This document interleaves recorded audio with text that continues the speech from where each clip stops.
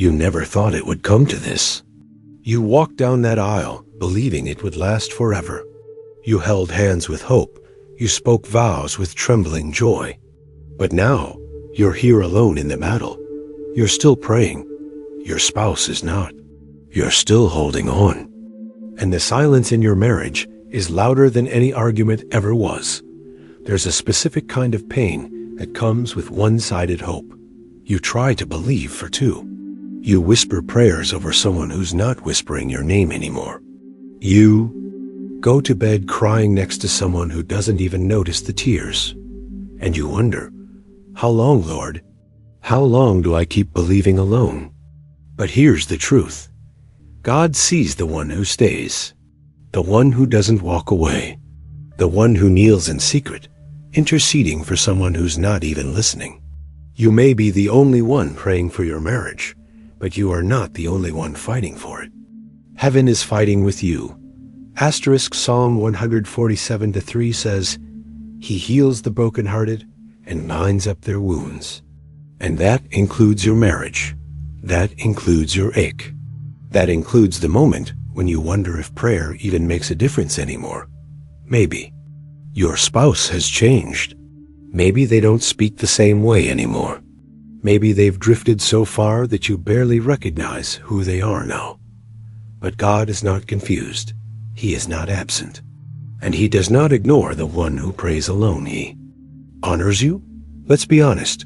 Some days you feel foolish for still hoping. But faith isn't foolish. It's the most powerful thing you can hold when everything else breaks. If you're still standing, still believing, still whispering, God, please heal my marriage, then you are carrying something sacred. Don't let the enemy convince you that your prayer is small or wasted. The enemy fears a praying spouse, because prayer can reach what your hands cannot. It can touch what your words cannot. It can soften what time alone could never fix. You are not called to save your spouse. You are called to bring them before the one who can. You are not responsible for their change. You are responsible for your surrender. And when you kneel in pain, heaven rises with power. Maybe you've asked yourself, should I let go? Give up control, yes. Give up manipulation, yes.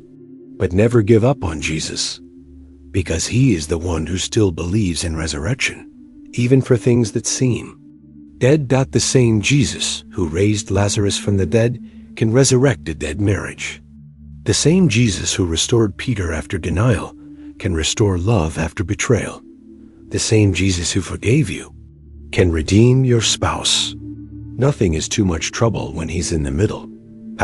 Even if your spouse doesn't pray, you can build an altar in your room. Even if they don't speak love, you can speak life over them when they're asleep. Because you are not just a spouse. You are a warrior with a covenant. And no tear you've cried has been ignored. God has collected every one. Psalm 56:8 says, You have kept count of my tossings. Put my tears in your bottle. Your private agony is recorded in heaven, and it is never in vain. You're not alone in this desert. Other husbands, other wives, other weary hearts, they're out there too. And one day, your testimony may become someone else's hope. Don't give up the story in the middle. Maybe your spouse left emotionally, maybe even physically. But as long as God is in the room, there's still a way back. And even if the marriage doesn't look like before, it can become something new, something better, something holy. Because God doesn't recycle brokenness, He resurrects it. And what comes after death with Him is always more powerful than what came before it. So don't just ask Him to fix your marriage. Ask Him to transform it. And if the healing takes time, let it. Because sometimes what God is doing in you through the waiting is even greater than what you're asking Him to do in your spouse. You're not alone in this silence. You're seen. You're held. You're loved. My brother, my sister. I know it's hard to keep believing alone, but God sees you. And when this season passes, and it will, you'll look back and see that. Every tear was a seed, and you will reap joy. Matthew 19:26. With man, this is impossible, but with God, all things are possible. Thank you for staying with us until the end. If this message reached your heart, help it reach someone else who may be on the edge of giving up. Like, share, and subscribe to Jesus Clock. Together, let's keep faith alive, one broken prayer at a time.